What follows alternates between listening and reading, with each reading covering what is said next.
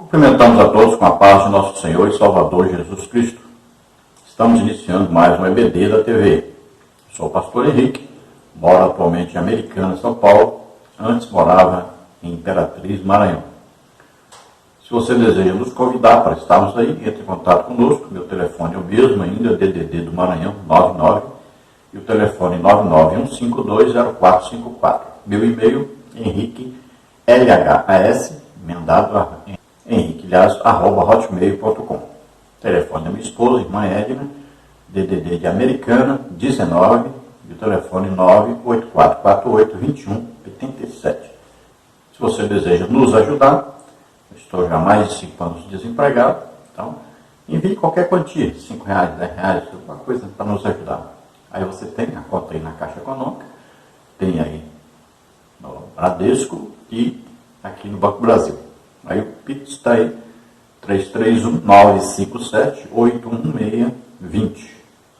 Esse é meu CPF e o Pix, e é do Banco Bradesco, Imperatriz, Maranhão. Quero te pedir que você dê aí um like ou dislike, né? E que você passe para frente, passe para alguém, transmita, divulgue esse trabalho que fazemos. E se inscreva aí no nosso canal para que você receba os nossos vídeos. Nós colocamos aqui tantos vídeos da EBD, quanto também aí das visitas que fazemos às igrejas. Aí temos muitas igrejas onde nós estivemos, muita salvação de almas, muitos batismos com o Espírito Santo, muitas libertações, né? Temos aí muitos tipos de pregação sobre aí evangelização, sobre missões, sobre missão no lar, sobre família, sobre a EBD, aí temos também EBO. Então, várias visitas que fizemos pelo Brasil, também nos Estados Unidos, e muitas curas. Então você vai ver bastante aí curas, milagres acontecendo. Então assista os vídeos, transmite. Divulgue então o nosso trabalho para que outros possam também aproveitar. Olha, todos os slides que usamos aqui, você pode encontrar aí, está aí o endereço. É gratuito. Você pode pegar os slides, tanto aí pelo blog, quanto também pelo SlideShare. E no vídeo final a gente vai juntar essas 3 partes e fazer um vídeo só. E lá você vai ter o SlideShare, que é o endereço onde você pega para poder converter em PowerPoint. E você usar aí para dar suas aulas, usando aí um projetor, né? E também a lição escrita, com muitos detalhes mesmo, muita coisa, e com comentaristas, vários comentaristas. Então você vai ver os comentários também aí, gratuitamente, você entre lá. Vamos então à lição. Nós estamos estudando nesse trimestre. Nós estamos estudando então nesse 4º trimestre de 2021, o apóstolo Paulo, lições da vida e ministério do apóstolo dos gentios para a Igreja de Cristo. Comentarista da CPAD, o pastor Elianai Cabral. E nós hoje estaremos estudando a lição de número 3, que tem como título A Conversão de Saulo de Tarso. Então nós vamos ver aí o dia, é o momento em que Saulo teve então um encontro pessoal com Jesus Cristo. No meu modo de ver, que é diferente de muitas pessoas, no meu modo de ver, Paulo tinha já um desejo de conhecer Jesus. Era um perseguidor? Era, eu também era, creio que você também era. Mas tinha no profundo do seu coração o desejo de conhecer Jesus, de saber mais sobre Jesus. Por quê? Porque ele viu e ouviu o testemunho, principalmente de Estevão, não só das pessoas a quem ele perseguiu, pessoas que até foram mortas, mas principalmente pelo testemunho de Estevão. Então, ele já tinha esse desejo. Eu não creio que alguém alguém seja salvo sem ter um desejo de conhecer a Deus. Para mim, acontece o desejo profundo do coração da pessoa e então Deus providencia um meio para que essa pessoa seja salva. Pode ser um índio lá no meio da Amazônia, pode ser qualquer pessoa. A Bíblia diz, olha, todo aquele que invocar o Senhor será salvo.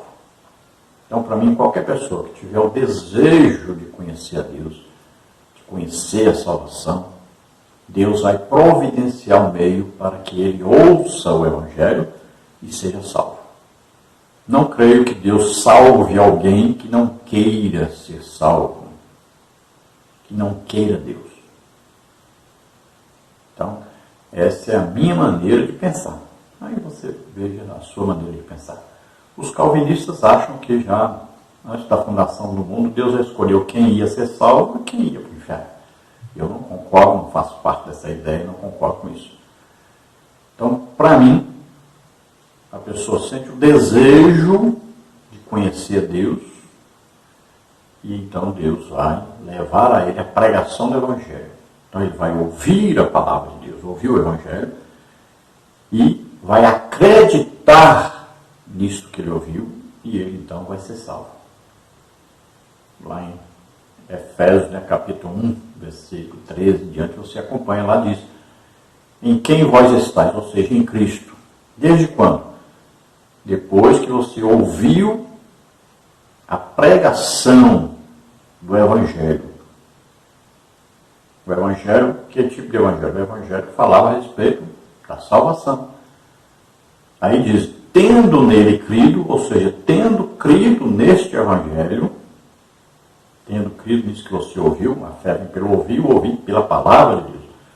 Então você, ouvindo, você creu, e então o Espírito Santo veio com convencimento do pecado, da justiça e do juízo. Então, veja bem, a salvação é pela graça de Deus, ou seja, tudo o que era preciso fazer para ser um salvo, Jesus já fez. Agora é preciso o quê? Acreditar nisso. Por isso que é mediante a fé. Sem a fé não há salvação. Está bem claro isso. Fé não é obra. Ninguém é salvo por obras. Acreditar não é obra. Então, veja bem, a fé é crer. Você ouviu a pregação, creu. Aí então, que diz lá em Efésios 1,13, então você ouviu, creu, aí você recebe o Espírito Santo, que vem morar dentro de nós, no momento que nós aceitamos a Jesus como Senhor e Salvador. Então aqui, para mim, Paulo teve o desejo, Jesus então aparece a ele, e Paulo então vai ter uma conversão. A conversão não é depois que ele se batiza nas águas. A conversão não é quando ele está lá 3 dias de jejum e oração. A conversão não é depois, é no momento que a pessoa tem um encontro com Jesus. A pessoa ouviu o Evangelho, creu, ali ele já está salvo. A salvação é pela graça, não é por merecimento, não é pela oração que a pessoa fez, não é por batismo que a pessoa batizou nas águas, não é por causa do batismo no Espírito Santo. Não, é no momento que ele creu. Então, ali ele já está salvo, está perdoado de todos os seus pecados, nasce de novo. Para nascer é preciso morrer. Então, morreu para o passado, morreu para o pecado, morreu para a vida velha. Então, é uma nova criatura, é uma nova vida. As coisas velhas passaram, tudo se fez novo agora. Então, no momento que a pessoa aceita Jesus como Senhor e Salvador, isso é que é conversão, é um milagre, é uma coisa feita por Deus. Nós vamos ver então nesta lição seguintes tópicos e subtópicos. No tópico 1, a conversão de Saulo, um ato da graça de Deus. Subtópico 1, a conversão de Saulo e sua experiência sobrenatural. Subtópico 2, a iniciativa de Jesus para transformar a mente de Saulo.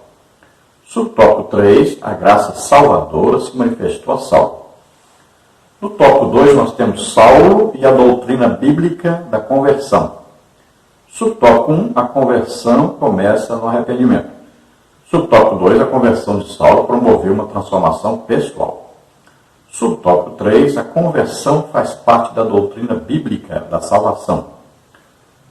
Tópico 3, as 3 faculdades interiores transformadas na conversão. Subtópico 1, faculdade intelectual. Subtópico 2, faculdade das emoções. Subtópico 3, faculdade da vontade.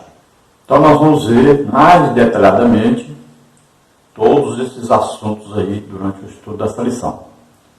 Muitas vezes nós não concordamos, né, com algumas coisas que estão escritas aí na lição. Mas vamos procurar explicar mais detalhadamente aí sobre esses assuntos.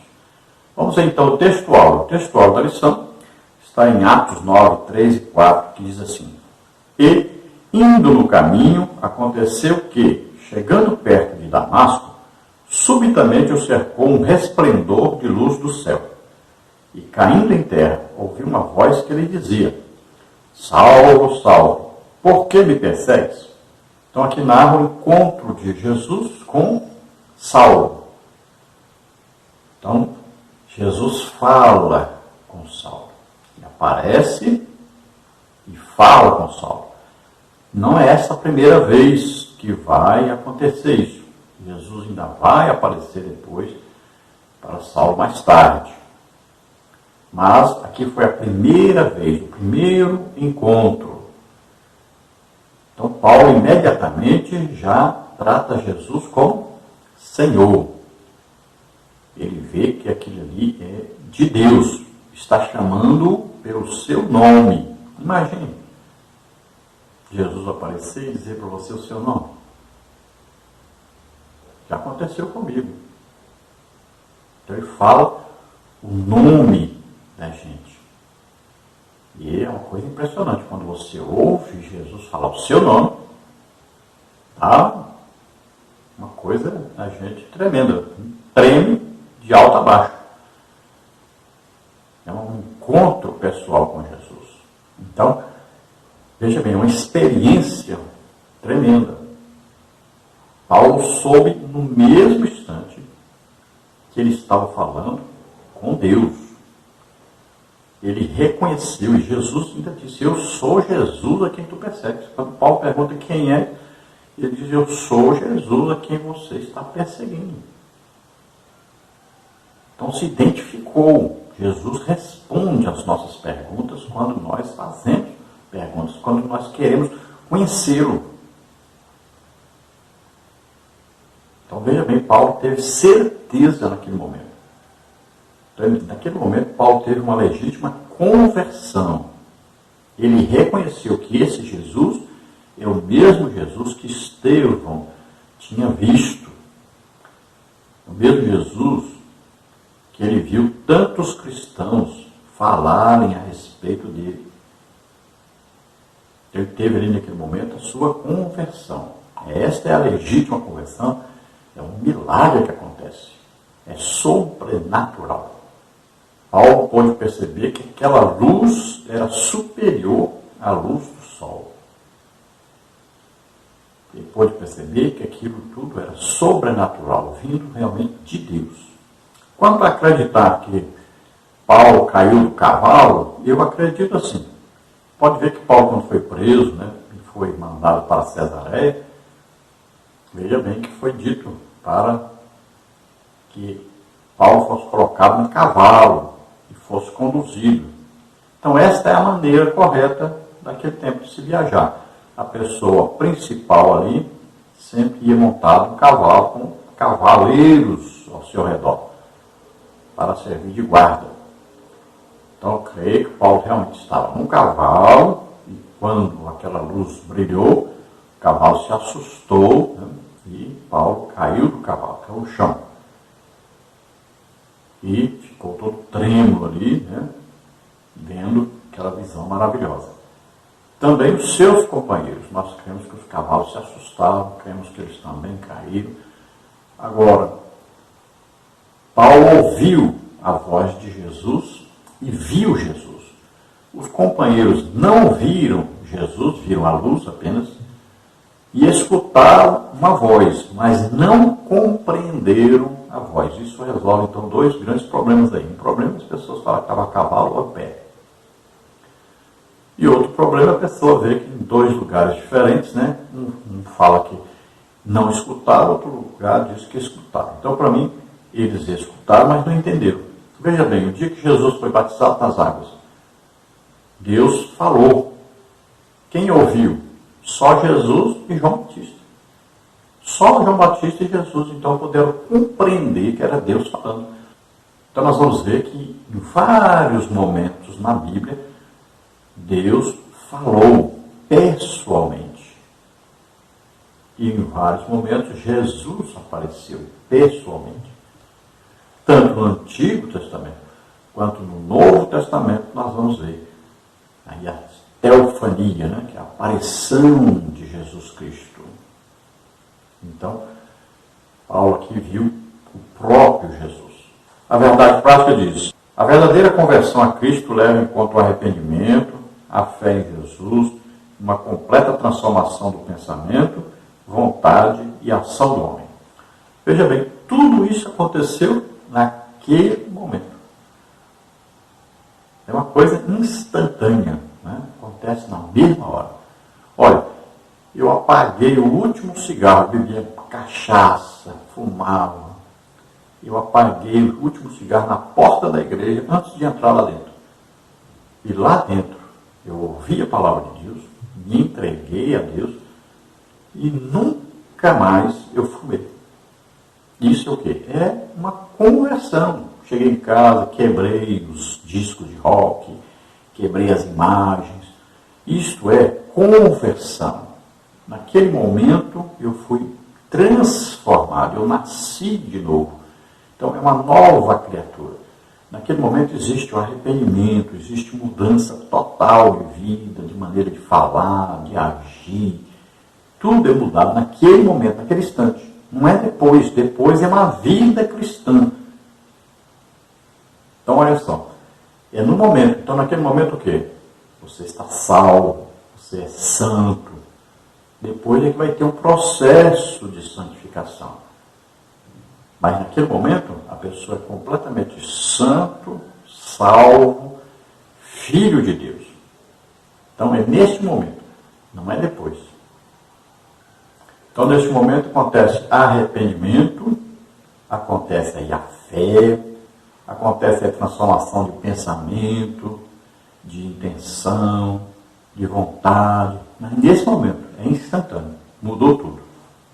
Vamos à leitura bíblica em classe, que está em Atos, capítulo 9, do versículo 1 ao versículo 9, que diz o seguinte: E Saulo, respirando ainda ameaças e mortes contra os discípulos do Senhor, dirigiu-se ao sumo sacerdote e pediu-lhe cartas para Damasco, para as sinagogas, a fim de que, se encontrasse alguns daquela seita, quer homens, quer mulheres, os conduzisse presos a Jerusalém.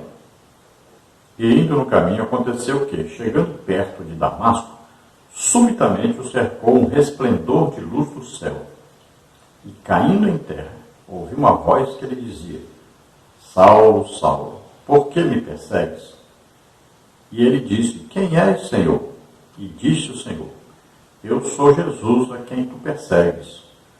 Duro é para ti recalcitrar contra os aguilhões. E ele, tremendo e atônito, disse: Senhor, o que queres que faça? E disse-lhe o Senhor: Levanta-te e entra na cidade, e lá te será dito o que te convém fazer. E os varões que iam com ele pararam espantados, ouvindo a voz, mas não vendo ninguém. E Saulo levantou-se da terra e, abrindo os olhos, não via a ninguém. E, guiando pela mão, o conduziram a Damasco. E esteve 3 dias sem ver, e não comeu nem bebeu. Então vimos aqui a narração do médico Lucas, que certamente perguntou para Paulo como é que foi o encontro dele com Jesus, e escreveu, de acordo com o que Paulo lhe passou. Lucas andou muito tempo com Paulo. Então, nós vamos estudar sobre esse encontro, esta conversão, esse dia em que Paulo teve um encontro pessoal com Jesus e isso transformou totalmente Paulo. Vamos ver a introdução que diz: a conversão de Saulo de Tarso indiscutivelmente foi um dos mais importantes acontecimentos da história do cristianismo. Saulo tornou-se um dos mais célebres defensores da doutrina de Cristo. Nesta lição, veremos como ele passou por uma mudança radical na forma de pensar acerca de nosso Senhor. No caminho para Damasco, de um modo poderoso, Jesus chamou a razão e entendimento de Saulo e este mudou de atitude por meio de uma impactante experiência sobrenatural. Assim, se, por um lado, Cristo tomou a iniciativa, por outro, Saulo respondeu com arrependimento e fé. Então, existe uma história do cristianismo até esse dia e uma história do cristianismo daí para frente. Principalmente na vida dos gentios. Nós sabemos que a primeira pregação aos gentios foi através de Pedro, né? Na casa de Cornélio. Mas a penetração no mundo gentílico, a transmissão do Evangelho a todos os gentios, foi feita através do apóstolo Paulo. Então veja que mudou completamente a situação do mundo inteiro. Veja bem, hoje nós vemos que judeus são raríssimos os judeus que são crentes, que são salvos, né? A Bíblia diz que o remanescente que será salvo. Lá no final da grande tribulação, quando eles vão clamar por Jesus, Jesus vai descer sobre o Monte das Oliveiras, eles vão ali se converter. Mas hoje, dificilmente você vai ver um judeu acreditar que Jesus Cristo já veio, morreu na cruz, ressuscitou, e ele é o Messias. Eles não acreditam nisso. Então, no início da igreja, quem eram os convertidos, os salvos? Eram os judeus. Só havia judeu. Né? Ali os prosélitos, né? Os judaizantes, os judeus, os sacerdotes. Tudo tinha a ver com judaísmo, no início da igreja. Tanto é que a igreja começou só com judeus. Então, todos os 12 apóstolos eram judeus. A igreja era formada exclusivamente por judeus. Hoje é exatamente o contrário. A igreja é formada por gentios e lá, uma vez ou outra, você pode talvez encontrar um judeu que tenha se convertido ao cristianismo. São raríssimos. Olha só, é o contrário daquela época. Então, no início da igreja, a igreja era exclusivamente de judeus e rarissimamente você ia ver alguém que não era judeu que se converteu ao Evangelho. Depois, então, veio o Evangelho pregado por Paulo e alguns outros também saíram pregando. Então, começou a haver o quê? A conversão dos gentios. Pessoas que não eram judeus e nem prosélitos do judaísmo. Então, Paulo foi importantíssimo. Então, nós devemos esse crescimento, esse início da igreja, essa base da igreja, a Deus ter usado o apóstolo Paulo, que ele se dedicou à pregação dos gentios. Por isso é chamado apóstolo aos gentios, e nós vemos que Jesus disse realmente que o enviaria aos gentios. E os estudos, as doutrinas, né, bíblicas, cristãs, nós devemos quase a totalidade a Paulo, aos ensinos, né, dados pelo Espírito Santo através do apóstolo Paulo. Temos, né, Pedro escrevendo alguma coisa, temos João escrevendo, né, principalmente a escatologia. Então, temos Judas. Então, veja bem, temos aí Tiago, mas a base mesmo do cristianismo, das doutrinas, né? Aí quem explicou, quem escreveu, então tudo isso foi o Espírito Santo usando mais o apóstolo Paulo. Tanto é que a maioria, né, dos escritos do Novo Testamento, 14 livros, creio eu, porque eu incluo aí Hebreus, todos esses livros então foram aí dados pelo Espírito Santo através de Paulo. Não quer dizer que ele escreveu à mão todos. Ele sempre usava alguém para escrever para ele. Mas foram dados pelo Espírito Santo através de Paulo. Então, para mim, eu creio que Paulo realmente tinha o desejo de conhecer Jesus e Jesus, então, se revelou a ele. Ele tinha o desejo. Vendo o testemunho dos crentes, ele teve o desejo de conhecer Jesus, de saber mais sobre isso. Então, Jesus vem a ele, se revela a ele. Então, ele tem uma legítima conversão. Ele ouviu Jesus falar, creu e foi salvo. Vamos, então, aos tópicos da lição, lembrando que todos os slides que usamos aqui, os estudos escritos, tudo isso você pode ter aí gratuitamente, você vê aí, acesse nosso site, nosso blog, né? Temos também o slide sheet que nós vamos colocar aí quando fizermos o vídeo resumido aí 1 hora. Então, agora estamos fazendo 3 partes. Fizemos a primeira parte, agora a segunda parte, geralmente 20 minutos cada parte, são 3 partes. E depois fazemos uma parte só, aí na quinta-feira à noite você já terá uma parte só, aí que é 1 hora e 10 máximo. E os slides, aí, o endereço do slide sheet, onde você pode pegar e transformar em PowerPoint para você ministrar sua aula usando esses slides. Tudo gratuitamente. Então vamos à lição. Nós vamos ver os seguintes tópicos aí nessa lição, então. O primeiro tópico, a conversão de Saulo, um ato da graça de Deus. No tópico 2, Saulo e a doutrina bíblica da conversão. No tópico 3, as 3 faculdades interiores transformadas na conversão.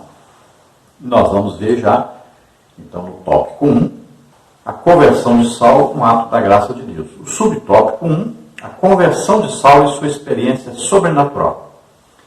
Em Atos 9:3, Lucas narra a impactante experiência sobrenatural de Saulo no caminho para Damasco. Surpreendido pelo resplendor do céu, mais forte que a luz do sol do meio-dia, o perseguidor da igreja caiu por terra e ficou cego. Se pelos argumentos racionais Saulo não ouvia sobre Jesus, o crucificado, a luz que ofuscou seus olhos trouxe a voz do próprio Senhor que o confrontou de forma impactante. Saulo, Saulo, por que me persegues? Atos 9:4.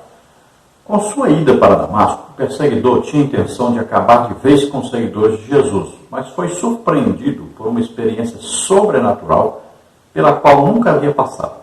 Segundo seu próprio testemunho, o perseguidor viu literalmente a pessoa de Jesus, o ressurreto, que o despojou do seu ego arrogante. Nessa visão, Saulo pôde compreender quem era Jesus e sua obra redentora no Calvário. Então vemos aí que em Atos 9, Lucas vai narrar esse encontro de Jesus com Paulo. Veja que Lucas trabalhou junto com Paulo, viajou muito tempo com Paulo, acompanhou de pertinho Paulo. Então ele escreveu exatamente aquilo que Paulo lhe contou a respeito desse primeiro encontro que ele teve com Jesus. Então ele contou a respeito da sua conversão. Então teve um resplendor de luz, mais forte que a luz do sol. Então ali Paulo cai por terra e ele vai então falar e vai ouvir o próprio Jesus. Jesus estava ali, não era só a luz. Jesus estava ali. Paulo viu realmente Jesus. Falou realmente com Jesus, ouviu Jesus falando com ele. Foi um encontro pessoal. Então Jesus disse para ele: Saulo, Saulo, por que me persegues? Veja bem, falou o nome dele e repetiu. Assim como Jesus fez tantas vezes, né? Maria, Maria, Pedro, Pedro, e várias vezes, né? Nós vamos ver na Bíblia a repetição do nome da pessoa. Veja bem, aí Paulo viu que aquela pessoa que estava falando com ele sabia quem era ele, falou o nome dele, e ele reconheceu essa pessoa como sendo Jesus. E Jesus disse: por que tu me persegues? Veja bem. Então, Paulo teve naquela hora a convicção de que ele estava realmente perseguindo Jesus Cristo. Aquele mesmo Jesus a que Estevão se referiu. Aquele mesmo Jesus aquelas várias pessoas que Paulo açoitou, que fez blasfemar, que até conduziu à morte, todas aquelas pessoas estavam falando a respeito deste Jesus que ele estava vendo agora. Ele teve certeza disso. Paulo estava indo para Damasco exatamente para perseguir todos aqueles que falavam a respeito desse Jesus. A intenção dele era matá-los.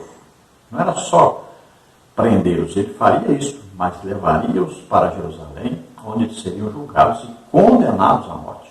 Esse era o desejo dele, de acabar com aquilo que ele achava que era uma seita. Então, no seu zelo religioso, ele achava que estava fazendo um favor para Deus. Então, agora ele tem um encontro pessoal com esse Jesus. E ele vê que ele estava perseguindo o próprio Deus. Estava perseguindo o Messias que tanto eles esperavam. Então agora ele vai entender que aquele ali é Jesus, o Messias prometido, que morreu na cruz conforme estava escrito na palavra de Deus e havia ressuscitado conforme estava escrito na palavra de Deus. Vamos então ao subtópico 2, a iniciativa de Jesus para transformar a mente de Saulo. O impacto da visão resplandecente no caminho para Damasco tomou Saulo de surpresa.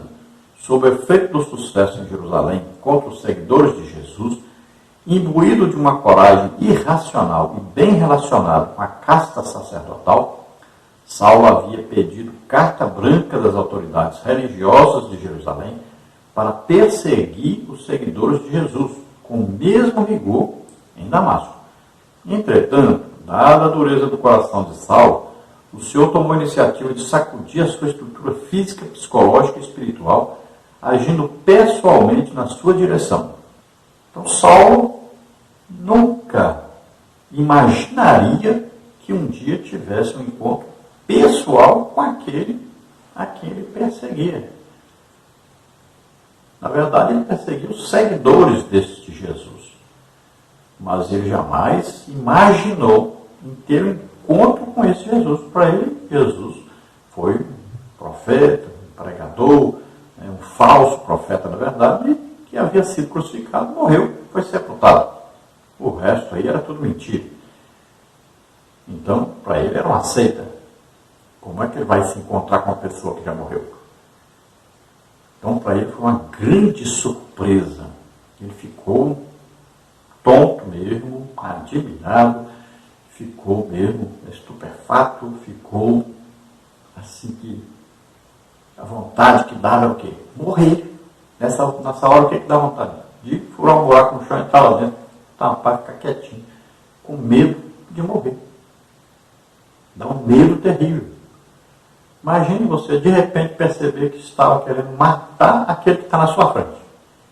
Então Paulo demonstrava uma coragem terrível, um ímpeto terrível para perseguir os cristãos e matá-los. Mas de repente, cadê a coragem? Cadê a força? Ele agora estava tremendo, estava com medo de morrer. Ele estava agora diante daquele a quem ele perseguia, na verdade. E esse era todo poderoso, poderia matá-lo imediatamente, na hora que quisesse. Então Paulo tinha carta branca, poderia prender quem quisesse, podia perseguir os cristãos, podia matá-los, fazer o que quisesse. Ele tinha carta autorizando, das autoridades humanas. Então ele se sentia o todo-poderoso. E agora ele tem um encontro com aquele realmente que tinha todo o poder no céu e na terra. Ele teve um encontro pessoal com aquele que podia realmente fazer tudo o que quisesse. Então Jesus agora, nesse encontro pessoal com Saulo, ele vai mostrar a ele que é difícil, é duro, é impossível lutar contra ele. Ele vai se lembrar que Gamaliel tinha dito, se essa obra for de Deus, nós podemos ser encontrados lutando contra Deus. Ele viu que estava lutando contra Deus. Então ele vai ter uma transformação total. Nesse encontro existe uma conversão onde é mudado aí tudo. Né? A parte física, Paulo ficou cego. A parte psicológica, Ele passou a pensar diferente, a agir diferente, a ver as coisas de maneira diferente. E a parte espiritual, porque agora ele vai ter um conhecimento sobrenatural, não é apenas aquilo que ele lia, não é só o que está escrito. Agora ele estava tendo um encontro pessoal com Jesus. Ele agora tinha uma transformação espiritual, ele agora era filho de Deus. Antes ele era o inimigo de Deus. Subtópico 3, a graça salvadora se manifestou a Saulo. Na carta aos Efésios 2,8 ele diz: pela graça sois salvos por meio da fé. Isto não vem de vós, é dom de Deus. Na epístola a Tito diz também: porque a graça de Deus se há manifestado, trazendo salvação a todos os homens. Tito 2,11. Logo, o ponto de partida da experiência de salvação de todos os homens é a graça de Deus. Essa graça é o favor imerecido de Deus em que sua justiça é satisfeita na morte expiatória de Jesus. Aqui o mérito todo é de Cristo. Aos Romanos ele escreve: porque todos pecaram e destituídos estão da glória de Deus, sendo justificados gratuitamente pela sua graça, pela redenção que há em Cristo Jesus. Romanos 3, 23 e 24. Ou seja, a graça é favor outorgado por Deus aos pecadores que estão debaixo de sua ira. Evidentemente, a conversão de Saulo foi mais do que um convencimento intelectual sobre Jesus. Ela foi fruto da obra regeneradora do Espírito Santo em sua vida, levando-o a confessar que Jesus era o Senhor e Salvador de sua vida. Então veja que coisa interessante. Olha, a salvação é pela graça de Deus. Tito diz bem claro o que é a graça de Deus. A graça de Deus é Jesus Cristo, Filho de Deus, nascendo na terra como homem, tomando sobre ele nossos pecados, enfermidades, doenças, maldições, como está em Gálatas 3,13, né? Então, tudo que havia de mal, de ruim sobre o homem, Jesus toma sobre ele, morre por nós na cruz e ressuscita. Então, esta é a graça de Deus. Ela se manifestou através de quem? De Jesus Cristo. Então, a salvação é dada por essa graça, por esse sacrifício que Jesus fez por nós. Agora, como é que nós entramos para essa graça? Como é que nós vamos fazer parte dessa graça? Porque isso aí é feito para todos, mas nem todos são salvos. Por que existem salvos e perdidos? Porque aqueles que acreditam nisso são salvos. Aqueles que não acreditam não são salvos. Por isso que é mediante a fé. É preciso crer. Crer não é fazer nenhuma obra. Não é nenhuma vantagem. Você está crendo naquilo que outro fez. Tudo que era preciso fazer, Jesus fez. Nós só temos que acreditar nisso. Por isso que lá em Efésios 1,13 diz: em quem vós estáis depois que ouvistes a pregação do Evangelho, o Evangelho da vossa salvação, tendo nele crido, então recebestes o Espírito Santo. Quando é que nós recebemos o Espírito Santo? Quando somos salvos. Então veja só, para sermos salvos, nós vamos ouvir. Olha, a fé vem pelo ouvir, e o ouvir pela palavra de Deus. Não é ouvir qualquer coisa, é a palavra de Deus. Jesus, o que diz lá em 1 Coríntios? Olha lá. Aprove a Deus salvar os homens pela pregação do Evangelho, a loucura da pregação. Parece loucura, né? Que Deus viria à terra, nascer como homem, morrer numa cruz. Então parece loucura. Então veja só. Aprove a Deus salvar-nos através dessa pregação desse Evangelho. Nós acreditamos e somos salvos. Não acreditou, não é salvo. Por isso que é mediante a fé. Então, analisando a frase, olha, pela graça sois salvos, mediante a fé. Isso não vem de vós. O que não vem de vós? É a fé ou é a graça? Veja bem, a fé é nossa. A graça é de Deus. A fé é nossa. Por isso que existe pequena fé, grande fé. Veja só, é por isso. É preciso acreditar, é preciso ter fé. Então é mediante a fé. É o acreditar aí é que vai nos conduzir, vai dar entrada à graça. Então aqueles que ouvem a pregação do Evangelho e não creem, não são salvos. Veja bem, tem que ter fé. Tem que acreditar. Então não adiantava nada Jesus vir morrer por nós na cruz se nós não acreditássemos nisso. Para aqueles que não acreditam, que não têm fé, o que vale o sacrifício de Jesus? Nada.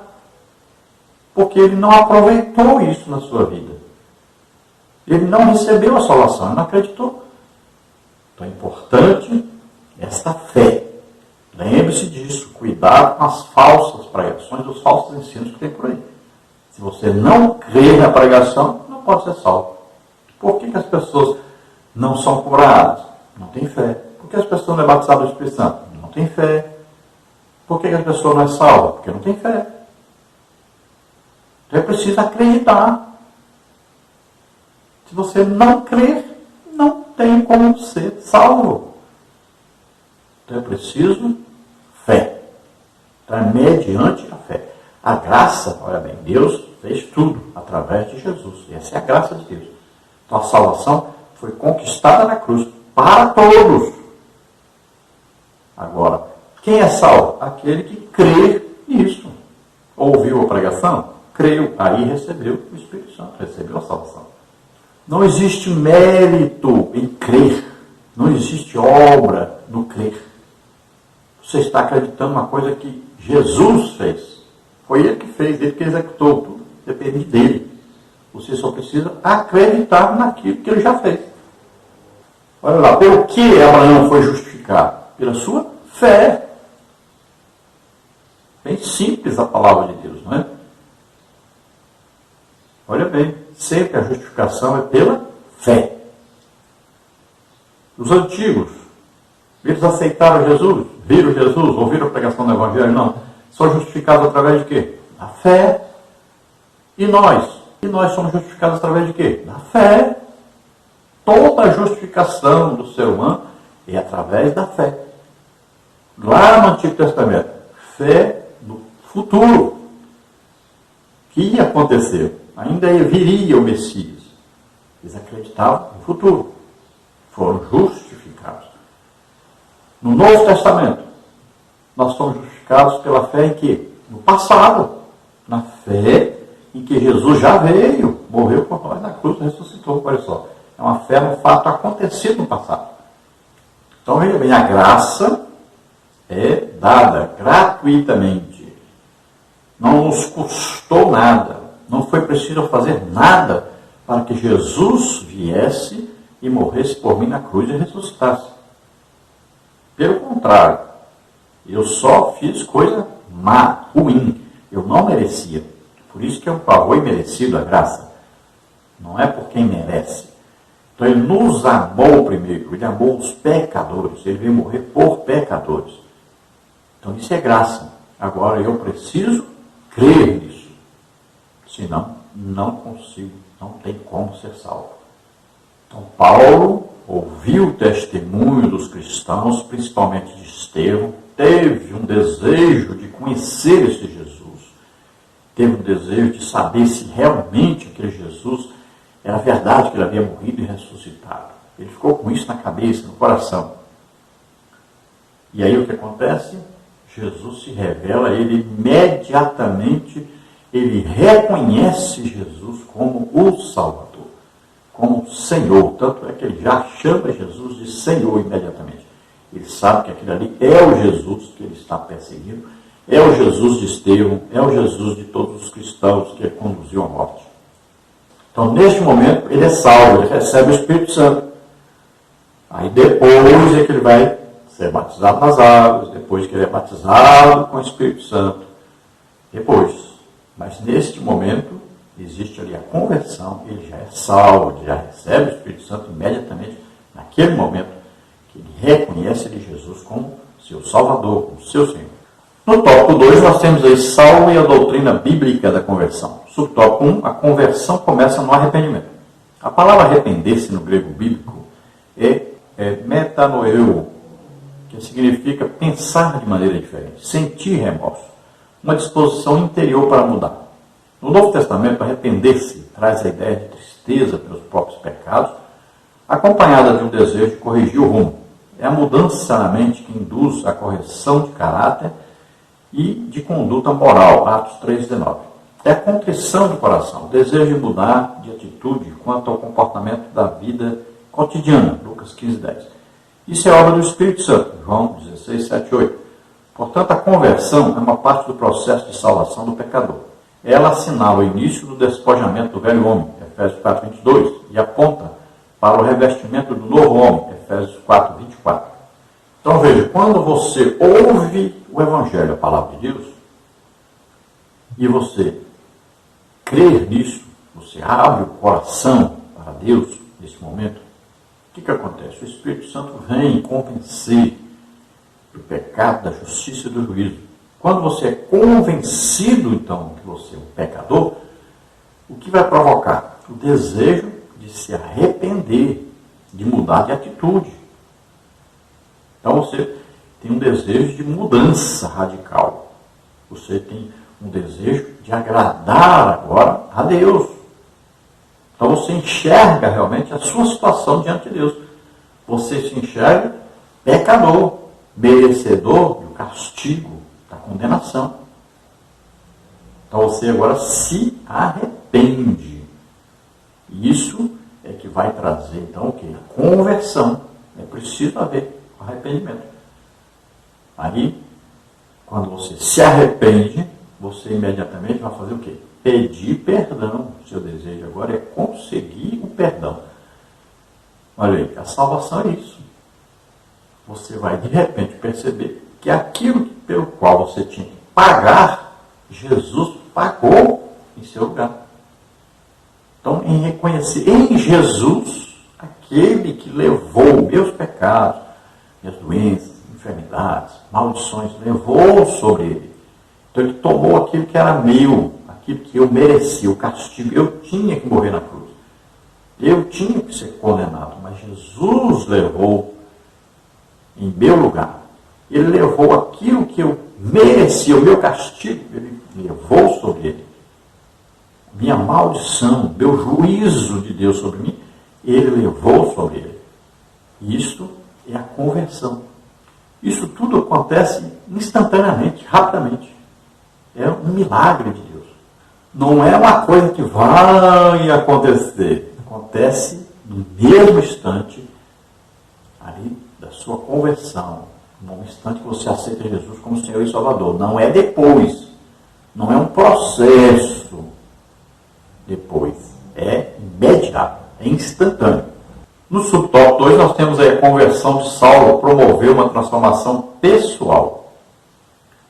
Foi o que aconteceu com Saulo, pois a luz do resplendor do céu cegou-lhe os olhos carnais e o fez ver o Cristo ressuscitado, abrindo-lhe os olhos espirituais para conhecê-lo como Senhor e Salvador. 9:3. Essa experiência sobrenatural e impactante o fez indagar ao Cristo ressuscitado sobre o que deveria fazer. De uma vontade egoísta e individualista, Saulo demonstra agora completa resignação à vontade soberana de Cristo. 9:6. Então veja que coisa tremenda. Saulo, que tinha agora todo o controle para matar os cristãos, estava senhor de si, uma autoridade, achava que podia fazer o que quisesse, de repente agora o Saulo que pergunta a Jesus, o que eu devo fazer? O que o Senhor quer que eu faça? Olha só. Ele aceita realmente Jesus como Senhor da vida dele. Veja só. Ele o chama de Senhor e reconhece como Senhor, como seu dono agora, proprietário agora. E ele já quer saber o que te agrada, o que eu faço, para onde eu devo ir, o que eu devo fazer. Olha só. Ele está aceitando agora a autoridade total de Jesus sobre ele. Ele se submete totalmente. Isso é conversão. No dia que nós aceitamos a Jesus como Salvador, como Senhor, acontece isso conosco. Imediatamente nós vamos ter o desejo de servi-lo. Nós já temos agora uma vontade de saber o que Deus quer que eu faça. Como Deus quer que eu haja. O que Deus quer que eu fale? Onde Deus quer que eu vá? Imediatamente vem esse desejo Muitos já esqueceram isso. Muitos perderam o rumo de que tem um dono. Esqueceram. Tem gente aí que é evangélico, diz que é crente, que é salvo, mas diz: eu sou dono do meu corpo, né? As mulheres dizem: eu sou dona do meu corpo, eu não quero filho agora. Ah, eu sou dono da minha vida, vou comprar isso, vou fazer isso, vou viajar ali e tal. Então acha-se dono, mas nós pertencemos a Deus. Jesus é o nosso Senhor, é proprietário, é dono, comprou e pagou com sangue. Veja bem, nós temos dono. Então nós fazemos aquilo que agrada ao nosso dono, falamos aquilo que agrada ao nosso dono, nos vestimos de acordo com aquilo que agrada ao nosso dono, agimos de acordo com aquilo que agrada a Ele. Veja bem, nós vamos onde Ele quer, onde Ele manda. Então somos submissos.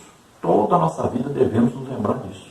Agora o tópico 2, subtópico 3. A conversão faz parte da doutrina bíblica da salvação. O choque da experiência sobrenatural do resplendor de luz sobre os seus olhos transformou a mente de Saulo, levando-o a reconhecer o Cristo que outrora tanto rejeitava, agora o fazia apóstolo. 1 Coríntios 15, 8 a 10. Como vimos, a verdadeira conversão é a que nasce da tristeza para com o pecado e o reconhecimento de que o homem precisa dar meia volta para Deus. É uma mudança que tem raízes na obra regeneradora do Espírito Santo, efetuada na vida do pecador. Como obra de Deus, a conversão é uma manifestação externa da regeneração operada pelo Espírito no interior do homem, que implica mudança de pensamento, vontade e ação. Uma mudança que altera todo o curso da vida do pecador. Efésios 4, 25 a 30. É o ato divino pelo qual Deus faz com que o pecador volte para Ele em arrependimento e fé. Portanto, uma verdadeira conversão revela uma poderosa transformação na vida do convertido. Então, o que nós temos que passar aí é que é instantâneo. Nós não estamos falando de uma vida cristã. Nós estamos falando de uma conversão, é instantânea, na mesma hora que a pessoa aceita Jesus como Salvador e Senhor. Não é depois, isso aí já é um processo, né? Santificação como processo na vida cristã. Aí já é uma luta contra o pecado, já é aí uma vida dedicada a Deus, em consagração e tal. Aí é outra coisa. Nós estamos falando da conversão. A conversão não é progressiva, não é um processo depois. A salvação é instantânea. Jesus diz: quem crê em mim, então tem a vida eterna. Não vai ter, tem. É no mesmo momento. Veja bem, entenda essa diferença aí. Porque às vezes a pessoa pensa que é lá um processo contínuo, né? É lá no futuro. Não, não é nada de futuro aí. É instantâneo. Veja bem, no momento que a pessoa aceita Jesus como Salvador e Senhor, nesta hora ele tem a sua conversão. Então nessa hora ele mudou totalmente. Ele nasceu de novo, ele morreu para o velho homem, morreu para a vida de pecado. Veja bem, é instantâneo. Existe muito problema com isso aí, cuidado. Então tem crente aí: eu sou crente, mas estou fumando. Eu sou crente, mas eu estou bebendo. Não, você não é crente, você não aceitou Jesus. Você não teve conversão nenhuma. A salvação é instantânea, a conversão é instantânea, a mudança é radical, é instantânea. Cuidado com esse negócio de: mas eu continuo não sei o que, no pecado. Não, se você está no pecado, você não está convertido, você não está salvo, você fingiu, você foi lá na frente apenas por emoção, mas você não teve um real encontro com Deus, você não nasceu de novo. Nós estamos tendo muito problema com isso na igreja hoje. Quantas pessoas na igreja pentecostais não é batizado no Espírito Santo? Olha lá, as pessoas eram batizadas na mesma hora. Vai na casa de Cornélio. Cornélio não era judeu, seus empregados, sua família, olha lá, estavam ouvindo a palavra de Deus e foram batizados no Espírito Santo na mesma hora. Porque existe aí uma conversão realmente. Olha lá, quase 120 reunidos, todos foram batizados. Existe aí uma conversão legítima. Nós estamos vendo hoje as pessoas, parece que estão aí brincando de ser evangélico, brincando de ser salvo. Salvação é instantânea. Por causa desses falsos ensinos que tem por aí, é que as pessoas estão vivendo desse jeito aí, de qualquer maneira. Não existe conversão, na verdade. Foi apenas uma emoção. Ouviram o pregador pregar lá, ficaram emocionados, foram lá na frente e tal. Mas não acreditaram no que ouviram realmente. Não foram realmente transformados, não se entregaram realmente a Deus. Não houve realmente conversão. Por isso é que tem essa confusão aí, né? Essa diferença. Veja bem, conversão é total, é instantânea. Você realmente aceitou Jesus como Senhor e Salvador. Realmente você acreditou na palavra, na pregação que ouviu. Você realmente decidiu, tomou uma decisão final na sua vida, de se entregar totalmente a Deus. E é isso que Paulo estava fazendo naquele momento. Ele tomou a decisão. Eu agora pertenço, eu tenho um dono agora, um proprietário, eu vou servi-lo. Então o pecado agora torna-se algo nojento. Você odeia o pecado, você combate o pecado, você fala mal do pecado. Você faz de tudo para combater e vencer esse pecado.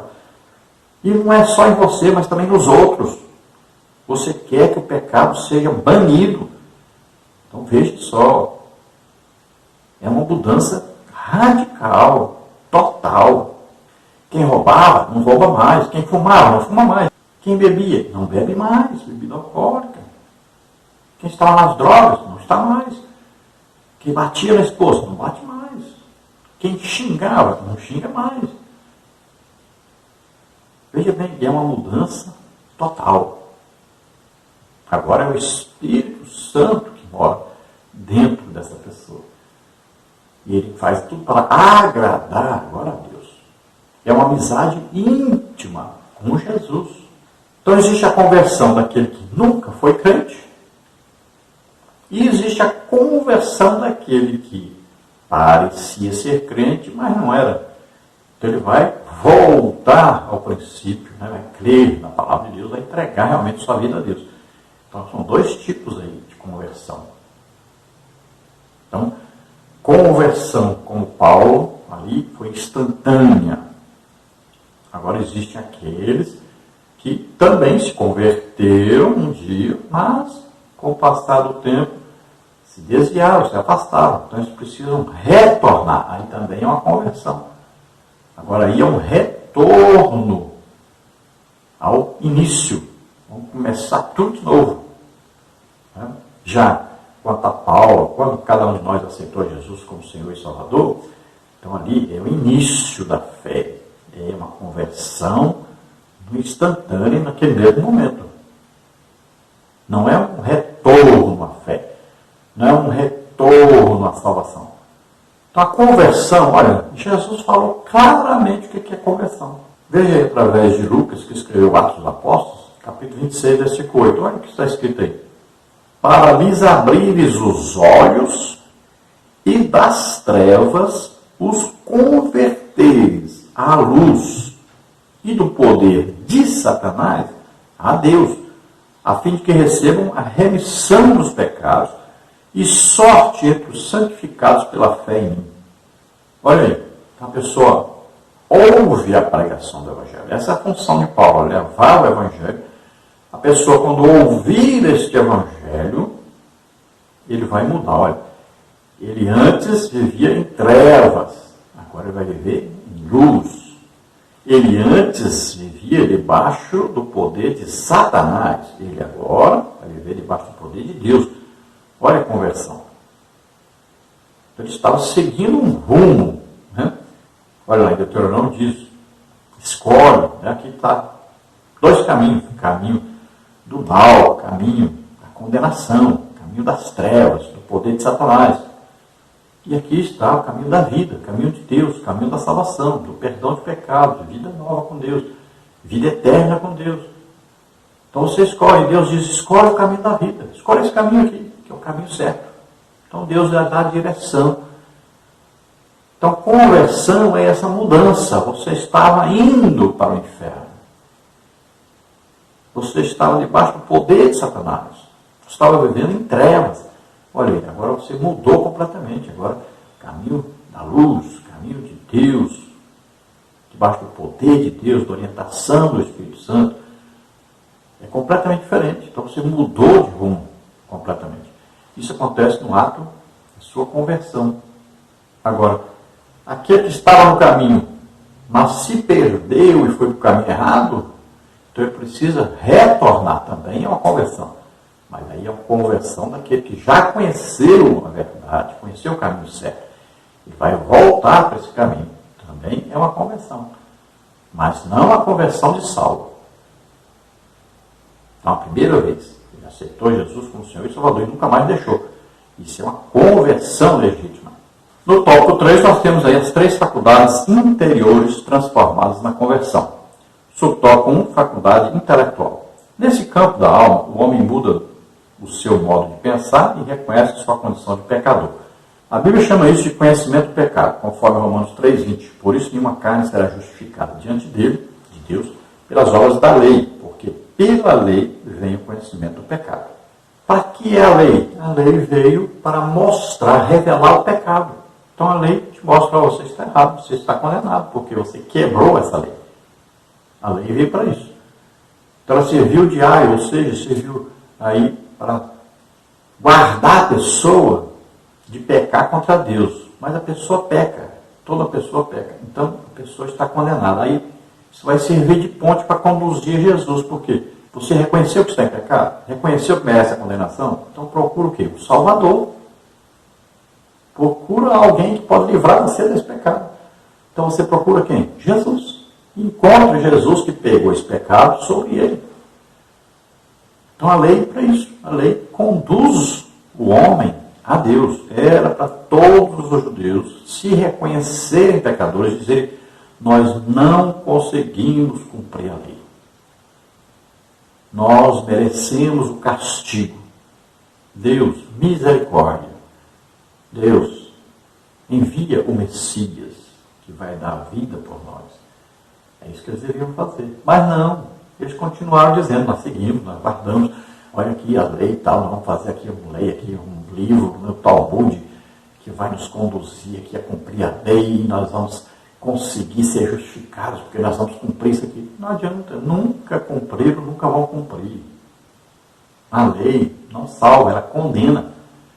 Ela mostra que você não consegue cumpri-la. E que você precisa de Jesus. Então você se reconhece pecador. Isso aí que acontece nesse momento que você ouve o Evangelho e você vai ser convencido pelo Espírito Santo que você é um pecador e que merece juízo. Do subtópico 2, faculdades das emoções. Nesse campo da alma, o pecador experimenta uma mudança de sentimentos na vida interior, onde se manifesta a tristeza pelo pecado contra Deus, santo e justo. Em 2 Coríntios 7,10 está escrito, porque a tristeza, segundo Deus, opera arrependimento para a salvação, da qual ninguém se arrepende, mas a tristeza do mundo opera a morte. No Antigo Testamento, o salmista Davi demonstra tristeza pelo seu pecado e roga por misericórdia. Tem misericórdia de mim, ó Deus, segundo a tua benignidade. Paga minhas transgressões, segundo a multidão das tuas misericórdias. Salmo 51. Então veja, no momento da conversão, o que acontece? A pessoa sente tristeza pelo pecado. O que aconteceu com Saulo ali naquele momento que teve o encontro com Jesus? Ele viu que ele estava perseguindo Deus, estava perseguindo Jesus. Ele se reconheceu pecador, que ele provocou nele uma tristeza muito grande. Então ele se arrependeu disso. E essa é a tristeza que leva para a salvação. Agora existe aquela tristeza como, por exemplo, de Judas. Judas ficou muito triste porque traiu Jesus, vendeu Jesus. Mas provocou o quê? Remorso. Essa tristeza aí não funciona. Deveria ter provocado nele o o desejo de se arrepender, de chegar para Jesus e pedir perdão.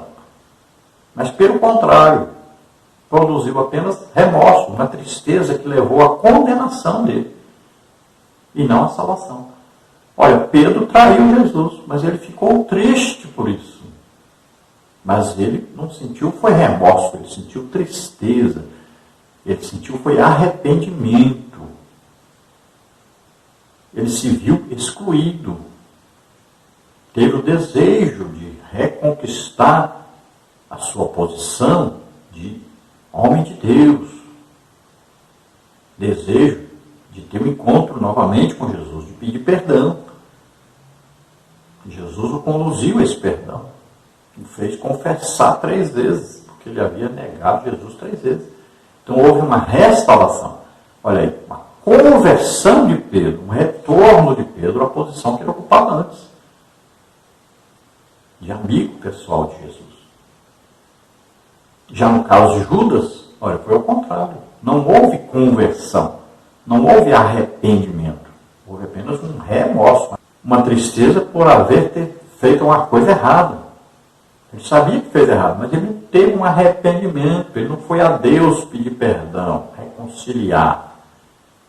Então não teve conversão. Então no caso de Paulo, não é que ele esteve com Jesus, deixou e retornou. Não, ele nunca esteve com Jesus.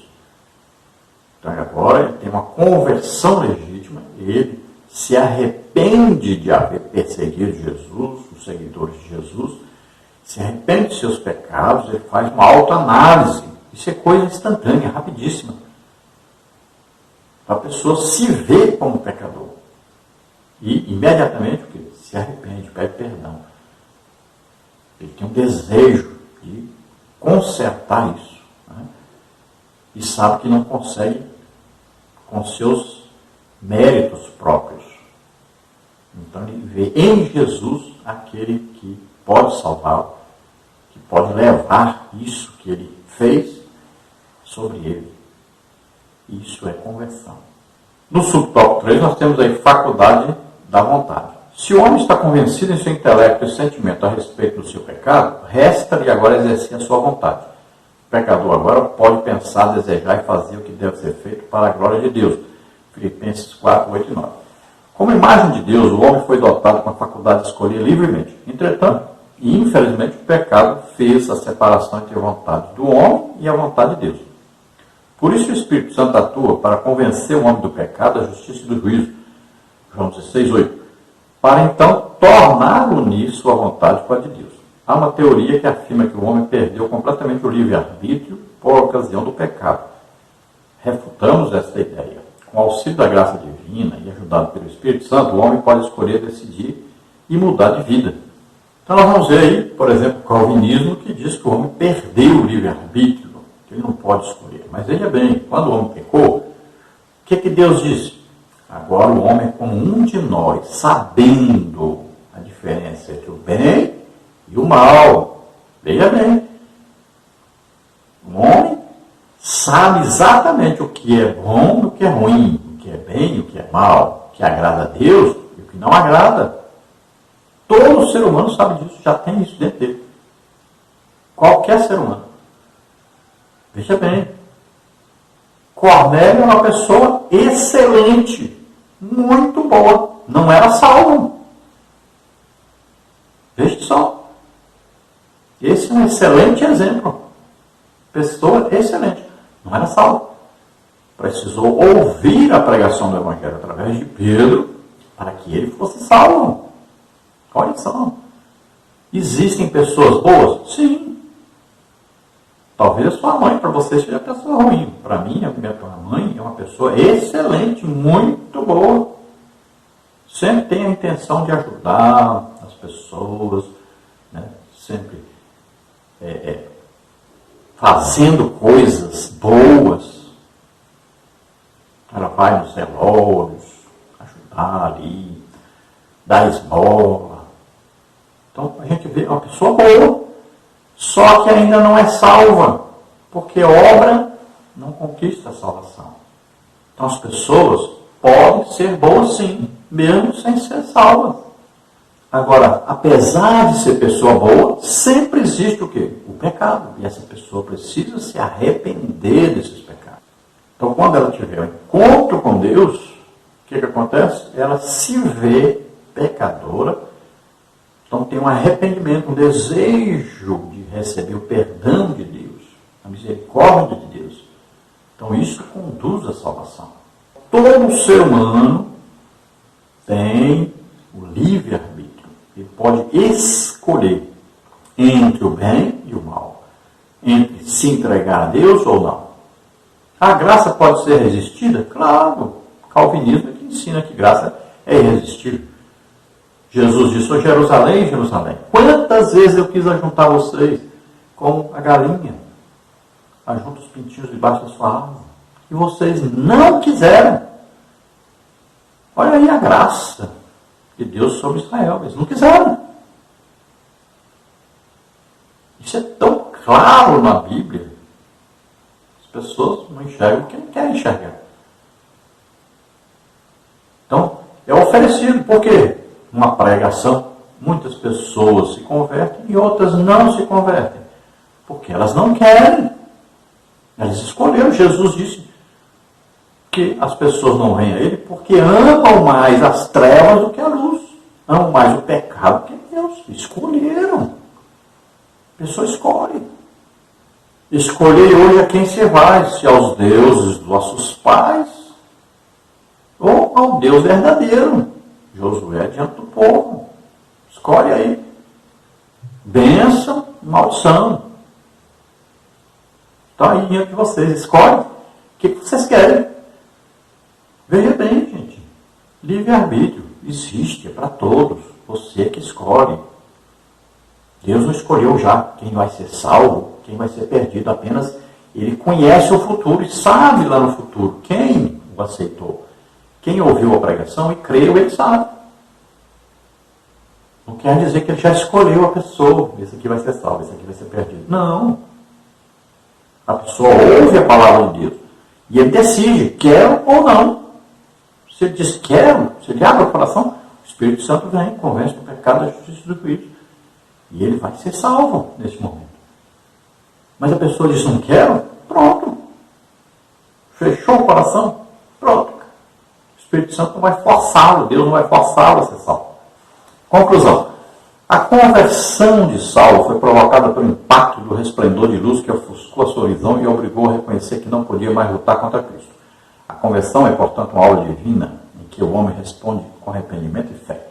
Na conversão, a soberania de Deus caminha de mãos dadas com a responsabilidade humana. Por isso, o arrependimento e a fé conduzem o pecador a ser redimido pelo sangue de Cristo. Então, sabemos aí que Saulo viu a luz brilhante, reconheceu que ali estava Jesus. Jesus mesmo se identificou, ele perguntou quem era. Então, Jesus se identificou e ele já chama Jesus de Senhor. Então, ele reconhece que está errado, ele é salvo naquele momento. Então, ali existe a conversão legítima, é instantâneo isso. Lembre-se disso. Vamos orar agora. Se você, agora ouvindo esta palavra, você deseja entregar sua vida para Deus, você se arrepende agora dos seus pecados, você acredita nessa mensagem, você acredita que Jesus levou sobre ele seus pecados, doenças, enfermidade, maldição, morreu por você na cruz e ressuscitou, pronto, você é salvo agora, neste momento. Se com a tua boca confessares ao Senhor Jesus, em teu coração creres que Deus ressuscitou dos mortos, será salvo. Agora, nesse momento. Se você está doente, está enfermo, nós vamos orar por você também, para você ser curado agora. Vamos orar. Pai querido, em nome de Jesus, te apresento essas vidas que se chegam a ti, que ouviram a tua palavra e creram agora. Agrada Lucas, força, que me rogue de vircarem. Agrada-nos te força, que isto força está. Oh, Deus se agrada agora do seu esforço, da sua fé. Creia agora. Creia em Jesus, morrendo por você na cruz, levando sobre ele o seu pecado, doença, enfermidade, maldição. Em nome de Jesus, ele morreu e ressuscitou. Creia que agora você recebe a salvação e agora recebe o Espírito Santo, em nome de Jesus. Você que está doente, enfermo agora, em nome de Jesus, receba a cura. Você tem maldição aí sobre você, receba agora A libertação em nome de Jesus. Toda maldição, solta agora em nome de Jesus. Toda doença, toda enfermidade, sai agora em nome de Jesus. Lembre-se, Jesus levou sobre ele todas as nossas doenças, enfermidades e maldições. Em nome de Jesus, receba agora cura em nome de Jesus, libertação em nome de Jesus. Glória a Deus. Amém. Aleluia.